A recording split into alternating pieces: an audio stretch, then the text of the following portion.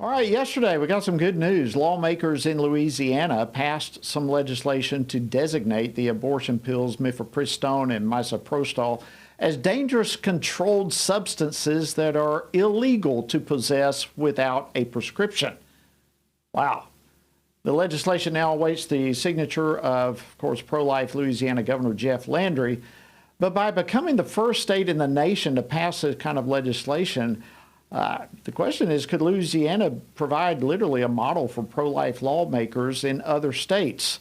Well, joining me now to discuss this is Louisiana State Senator Tom Presley, who is the sponsor of that legislation. He represents the 38th District of Louisiana. Senator Presley, welcome to Washington Watch. Great to have you on board. Thank you so much for having me on. And actually, while we were sitting here preparing to go onto the show, the governor did go ahead and sign this legislation into law. So it is the law of the land in Louisiana and becomes effective on October the 1st of this year. So we're excited. That is awesome. Absolutely. Awesome news. Congratulations. And so thrilled to be able to report that very first great news regarding this bill here on Washington Watch. But again, congratulations, Senator. This is a huge piece of legislation. Why was this? Let me start with this. Why is this such an important issue to you?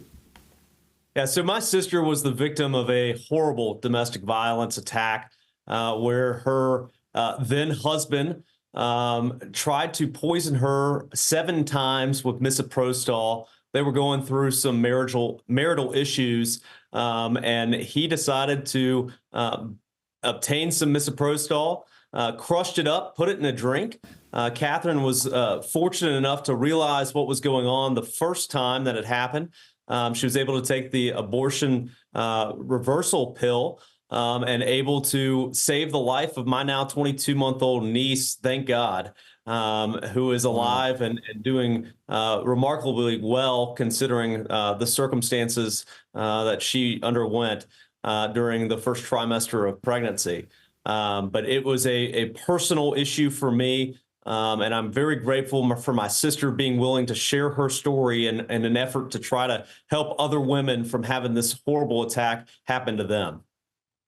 Wow, what a powerful story. And please send our regards to your sister for giving the freedom for that story to be told. You know, there's so much fear mongering from the abortion industry about this legislation. Some tell us it's no more dangerous than Advil or some other similar drug.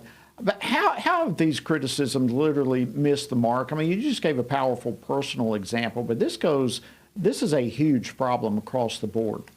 Oh, it truly is. And misoprostol, look, is used for a variety of healthcare needs. My goal in this is certainly not to get in the way of the physician-woman relationship and patient relationship, but rather to ensure that we are protecting life.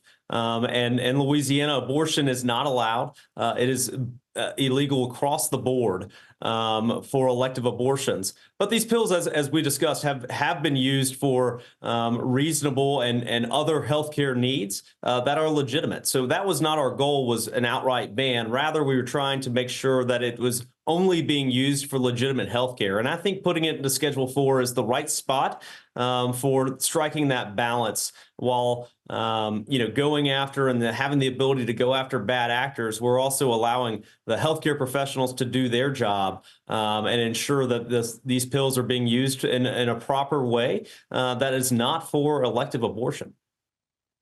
Yeah, I think it's a great step in the right direction. I mean, look, we all know that these pills are harmful to babies. I mean, they end the life of babies. But how the abortion industry and the FDA has failed to convey the harmful outcome and consequences potentially for mothers is a whole nother issue. And that's really what you have addressed in all of this. Let me just end with this question. How can other states follow Louisiana's lead on this extremely important issue? Do you think that will happen? I sure hope so. I mean, I think when you look at the risk to the public like you said, I mean, not only to the unborn babies, but also to the mothers who could be poisoned with these pills, as my sister was. I mean, her case was in Harris County, Texas, in the Houston area. And unfortunately, the DA down there agreed to a plea deal, which sentenced my brother-in-law to 180 days in jail for trying to kill his unborn baby 6 times and causing a medical emergency to my sister. It's untenable that we don't do more to protect women and protect the unborn in these situations. Again, these pills will continue to be allowed to be used for legitimate healthcare reasons that are outside of abortion, but we've got to put more protections in place, and that's exactly what we did in Louisiana. And I hope that other states will continue to follow our lead on that. Are you hearing so far, Senator Presley, from any other states or others kind of reaching out to you after this bill is passed? And now probably, since the governor signed it, you may be hearing more later, but any initial responses from other state leaders?